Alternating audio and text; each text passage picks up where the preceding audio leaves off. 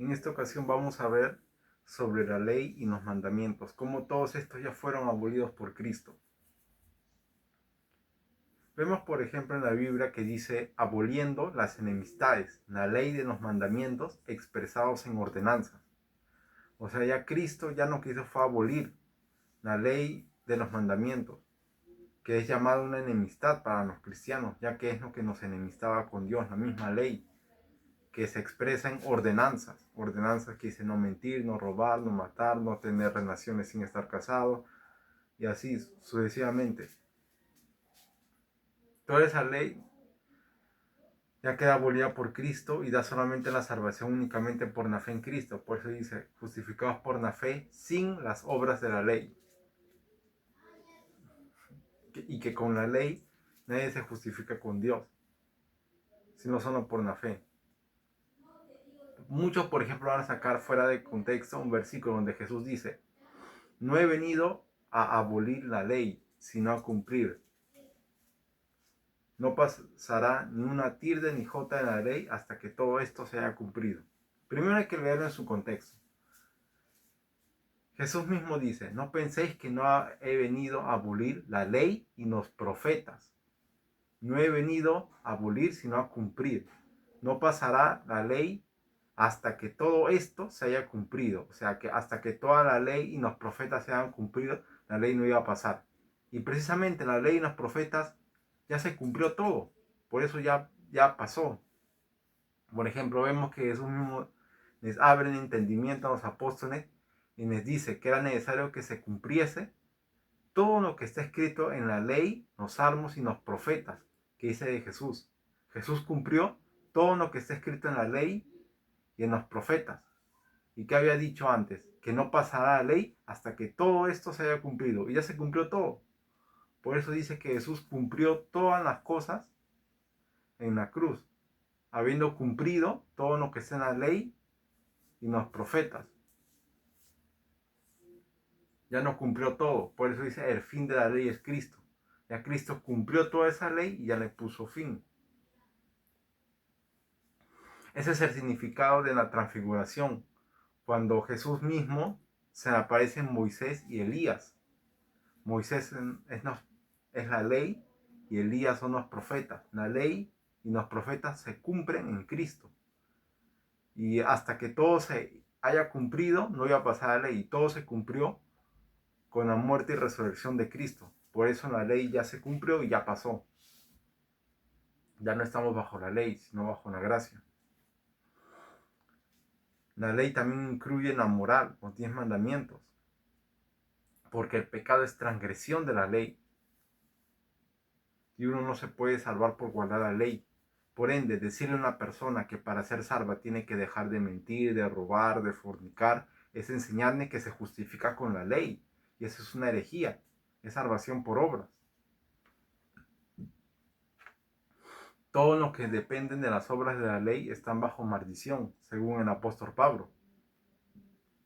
Porque dice, maldito todo aquel que no cumpliese todas las cosas de la ley para hacerlas. Y eso precisamente Pablo nos está sacando de Deuteronomio. Si vamos al Antiguo Testamento, habrá una ley que dice, maldito el que hiera al enfermo, maldito el que se acueste con su hermana, maldito el que hiciera imágenes, maldito, y así sucesivamente, hasta que dice, maldito el que no cumpliese toda esta ley para hacerla. O sea, Pablo está hablando de la ley moral, no solamente la ley ceremonial, sino la moral también. Toda la ley moral, como los 10 mandamientos, ya fueron abolidos. Por eso Pablo llama a los 10 mandamientos ministerio de condenación y muerte. Vemos, por ejemplo, que habla de la ley escrita en tablas en piedra, que son los 10 mandamientos, que era un ministerio de muerte y condenación. Y si ese ministerio fue con gloria, cuánto más el ministerio de vida, que es con Cristo. Y habla de que ponían un velo como Moisés para no fijarse en aquello que había que ser abolido. ¿Qué es aquello que había que ser abolido? La ley, los 10 mandamientos. Ya fueron abolidos y llegaron a su fin con Cristo. Por eso, ese ministerio de muerte y condenación que es la ley, los 10 mandamientos, ya quedaron abolidos con Cristo. Por eso vemos cuando habla que no serán los oidores de la ley, los justificados, sino los hacedores de la ley. Y esos son ninguno, porque nadie se justifica con la ley, sino solo por la fe en Cristo, ya que nadie puede cumplir la ley completamente. Nosotros vemos, por ejemplo, habla del judío, que se jacta de la ley. Dice que tú que te jactas de la ley, que tienes por sobrenombre judío, tú que dices no robar, robas, tú que dices no mentir, mientes, tú que dices no cometer sacrilegio, con sacrilegio deshonras a Dios. O sea, ellos dicen no mentir, miente, no fornicar, fornica, no adulterar, adulteras. Ellos predican la ley, pero no la cumplen, porque nadie puede cumplir la ley.